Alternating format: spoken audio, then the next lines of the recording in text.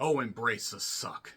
And if you take one of those words out and add the letter S at the end of it, you will describe the humor of Freelance, directed by Pierre Morel, who did Taken as well as Peppermint, and this was written in the largest quotations. If my fingers will allow, I could go here and I could go here, but I'd be going off camera. So yeah, written by Jacob Lentz, whose main feature credit is Jimmy Kimmel Live. That explains so goddamn much about the humor that was on a 10-story building, and then they dropped it, and then it splattered and got all over our shoes and our socks and all over our dog, and the dog is trying to lick it off of our goddamn legs, and then we're poking at it with a goddamn stick trying to figure out, what was this? This is really gross, and I don't understand what this is, and stop licking my goddamn legs, Richard. What are you doing? Richard the dog, Richard the wiener. It's a dick joke. Do you get it? It's funnier than anything that you will find in Freelance, which is an action comedy that was basically ripped from the goddamn 90s or 80s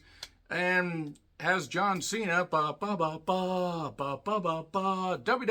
global superstar who decided to get into Hollywood after beating his body up for a number of years after calling out The Rock for leaving the WWE universe and going to Hollywood and making a whole lot of money. Cena realized, hey, wait a second, after our once-in-a-lifetime match that turned to twice-in-a-lifetime, hey, wait a second, I can make a lot of money in Hollywood, and he has. He has done really well. He does commercials, and even though we can't see him, ha ha ha, we can see that bald spot whenever he shows up on WWE programming. They decided through movie magic to hide that. I kid, of course, John Cena has wrestled for a number of years, and you know what? Great on him for getting into Hollywood and doing various movies. Many that were better than Freelance. So this was the Regal Mystery movie and was playing at the theater near my house. And I decided I'm going to leave watching WWE Raw. And I'm going to decide to go see, oh my God, it's John Cena. Whoop-a-doo! He plays an ex-operative who suffers a debilitating injury and now is living the quiet life with his wife, played by Alice Eve. And also they have a daughter. And by the way, John Cena's name is Mason Pettis, but I'm sorry, I saw it as Pet Tits, and that's what I'm going to call him. A pet of tits. Peck-popping tits. No, I don't know what the hell I'm on about. Still funnier than anything, and you will find written. And look, I'm sure that Jacob Lentz is a nice guy and actually understands humor, but the humor that was allowed in this goddamn movie, good goddamn Christ, this was revolting. This was revoltingly awful. This was mystifyingly mundane. This was terrible. This was objectively terrible. Even taken just as an action comedy, largest quotations possible, nothing worked, nothing landed. The fact that this movie got a theatrical release, it had to have been because of John Cena. They probably had to bank on his goddamn name, because there's no reason why, with so many issues in this movie, besides the humor, the action, and a whole bunch of other things, besides the star power, I mean, Alison Brie was in this as Claire Wellington. She's a disgraced journalist that's trying to get an interview with President Venegas, who was played by Juan Pablo Raba, not Reba. No, we're not going to get the humor of Reba, even with that show going down the goddamn shitter. At least that show had some humor and heart and life and characters that actually seemed like they weren't being, forced to act out scenes while being held hostage. And also Christian Slater was in this as Sebastian Earl. Yeah, his last name was Earl. That was the ill-fated spin-off of My Name is Earl. Christian Slater, by the way, I don't think has been the same since Alone in the Dark, which I blame Uwe Boll for, because Uwe Boll decides to ruin careers because he doesn't know how to make good movies, or really anything that anybody would want to ingest except ironically, and then throw it up and wish that they had seen something better.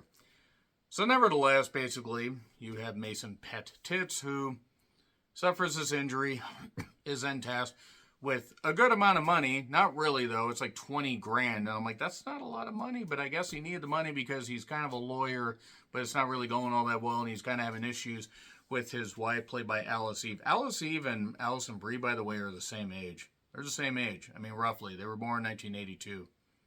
Alison Brie is fucking tremendous and humorous and beautiful. And Alice Eve, I remember her from ATM. I wish I didn't remember that movie ATM. I would have rather been hit over the head with a goddamn ATM than watch ATM. Nevertheless, So, Mr. Pet Tits, as it were, is tasked with taking Alison Brie's Claire to interview President Venegas in Paledonia. Yes, that's the name of the actual goddamn country. Sounds totally made up, doesn't it? Also, where is this? We don't have a goddamn clue where this whole goddamn thing is. But we know that certain issues are happening, like an attempted coup of his office and everything, and all the stuff that's going on. Beautiful jungles and action scenes and all this stuff, and we get humor that probably would have worked if you hadn't seen Romance in the Stone, Jewel on the Nile, or Jewel of the Nile. I forget exactly, very exactly all that, but I mean, I know there were two different movies, despite having Michael Douglas before he looked like a human lizard, that is. And also, The Lost City, which was really, really good.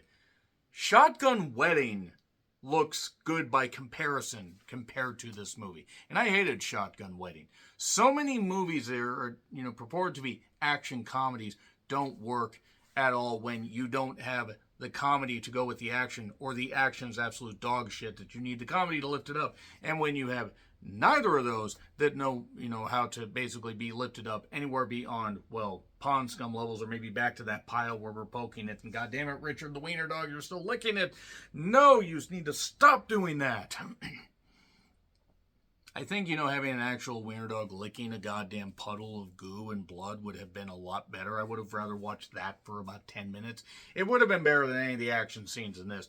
John Cena is totally phoning it in. And Alison Brie, who again is a bright, humorous, and beautiful woman, she's totally just phoning it in here. I mean, they try to have some humor, and that would work if any of the jokes landed. And who's really at fault? Who's really not at fault? Are people double agents? Does it matter? No, none of this matters. Nobody is in any danger.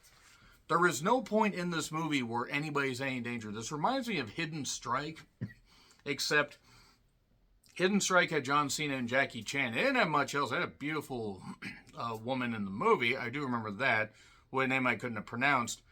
But between Hidden Strike and Freelance, it's like they just said, Cena, just go out there and do stuff. We'll pay you some money. Just go out there and do stuff. Nobody can see you. Nobody should see this movie until it hits streaming, by the way. This is some of the worst green screen effects I have seen in years. And sure, this movie might not have the biggest goddamn budget, but good God, the bullet time stuff was terrible. The humor landed with a resounding thud. I cannot overstate just how bad the jokes were, just how awful they were, and how everybody must have just said, we'll just deliver it in the worst way possible, and that's really all they did. I mean, for a movie that was stretched out to about an hour and I think it was an hour and 45 minutes or something like that, it felt like at least 30 minutes longer. There were points in this where I'm like, they could have cut this out, and sure, you get to see more of these characters. Is the president really a bad guy? Because apparently he may have been involved in something, very, very evil a number of years ago. And is John Cena the absolute hero that he claims to be, or is he conflicted? Maybe was he wrong about certain things? And Alison Brie, is she actually really a bad journalist, or did she just make some bad decisions and is now trying to save her career? And all these questions really don't need to be answered because you don't care. You don't care about any of the characters. This is something perfect for riff tracks, rather, to make fun of. This movie should have gone right to... I do not understand how this got a theatrical release. There are movies on streaming that could have benefited from a theatrical release. There are movies currently that are going to be on streaming in a bit. When Evil Lurks is something that was fucking tremendous. And other, action movies and stuff like that. Blue Beetle wasn't necessarily great, but it deserved to do better than it did. And then you have stuff like this. Stuff like Freelance. And yes, it's about freelance work, and it might have worked, except this felt like something ripped from the 80s or the 90s without even trying to have fun. It wasn't having fun. It was like saying, laugh, laugh. We're telling you to laugh. Please laugh at us. Laugh at us. And nobody was laughing. Nobody was laughing. It is a terrible movie. As far as a rated R action comedy, it doesn't land at all. None of the scenes really have any cohesion. You don't care what characters do or don't get shot. And the villains are some of the blandest that you will see really this side of, I'd say Equalizer 3. Except Equalizer 3 had a very, very beautiful woman with the first name of Guy. Good God. But yeah, Equalizer 3 was a lot better. Was a lot better than this, even though it was kind of boring. That at least had some life to it. Freelance doesn't. So I'm going to get into spoilers. Not the spoilers will goddamn matter, because spoilers really won't take that goddamn long. I mean, they honestly won't. There's nothing really to spoil in. But it's in theaters, or at least it will be in a couple weeks, and it will probably be right out on streaming within 3 weeks. If this makes more than about $10 million at the box office, I'll be amazed, even with the inflated ticket prices. So yeah, there you go. That's it. I really don't have anything else. 3, 2, 1. Spoilers. So, turns out this president of Venagas is blamed by Mr. Pet Tits because he, his copter was shot down. A whole bunch of his men died. It turned out actually that it wasn't him. It was a bunch of South African mercenaries. One played by Martin Sokas.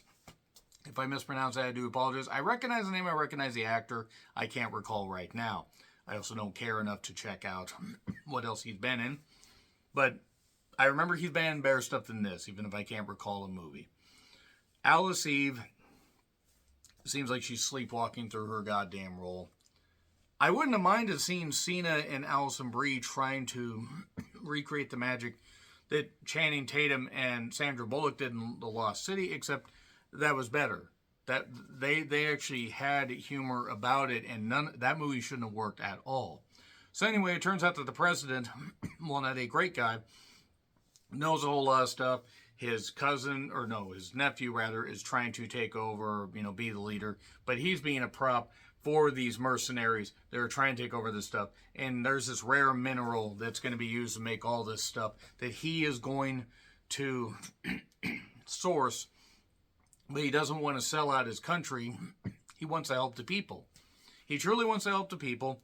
Cena also is told by Christian Slater, would you please just kill this guy? I'm being told by these various people that have contracted me, including, and believe me, this movie feels like it contracted something. I think you'll wish you contracted malaria or MRSA rather than watch this. But Christian Slater says, well, you got to kill this guy. Well, Cena doesn't. And then there's this shootout. And then there's another shootout.